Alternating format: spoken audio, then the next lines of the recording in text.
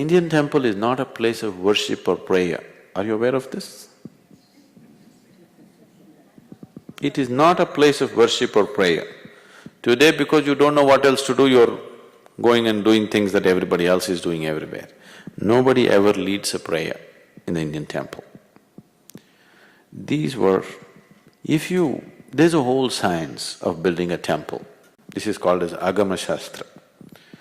If the shape and size of the idol, the mudras that the idol will hold, the mantras that you use to consecrate this, the size and shape of the sanctum sanctorium, the outer parikrama, all these things, there are five basic ingredients.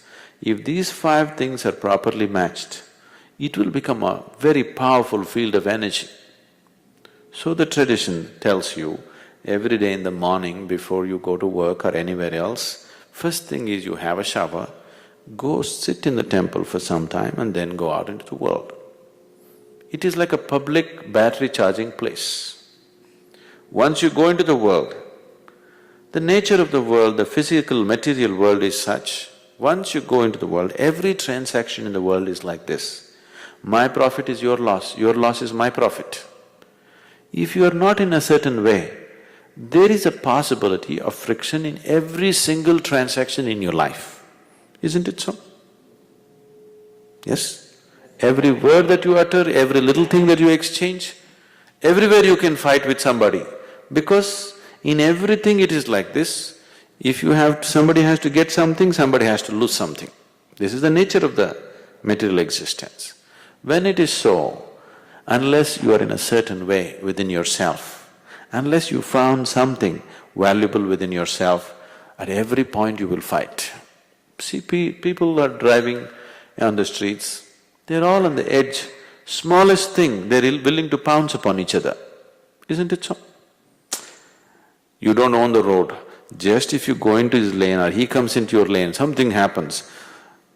I've seen people completely freaking out and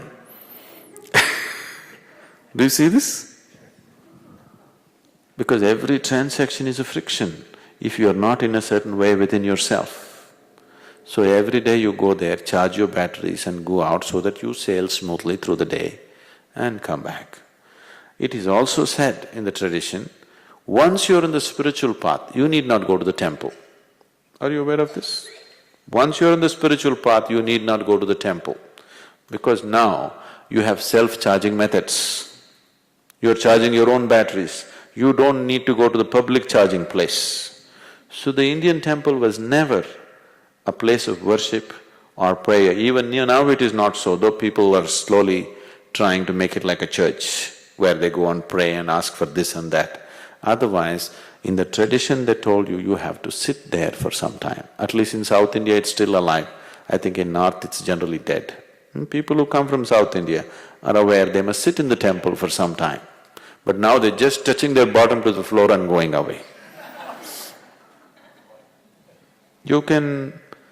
there are live temples which are very, very powerful. They've given you something about the Dhyanalinga temple. In this temple there are no rituals, there's no worship, there's no prayer, there's no offerings. It's in total silence, always. You come and sit there. Somebody who does not know anything about meditation, you come and sit there, without a single instruction, he will become meditative. The very energy is like that. If you're a little sensitive, it'll shake you from the root of your spine. It is so powerful, the impact that it has on you is so big. All the temples were built like that, but for different purposes, some for well-being, some for physical well-being, mental well-being, material well-being. Like this, they built various types of temple. There's a whole science behind it. Unfortunately, not knowing how to maintain it, we have killed lots of temples. We have killed them. And today you're building temples just like shopping complexes, probably for the same purpose, or it's like a social place. Temple has become more like a club. It's okay in United States, you want to meet your own community in a certain atmosphere, so you created a certain thing. But the temple in its original form is a very powerful energy center. It is like a big induction for people to get inducted into a completely different dimension of life. Oh, that should not go. That should be there in the world, it's very, very important. But the science of it has been generally lost.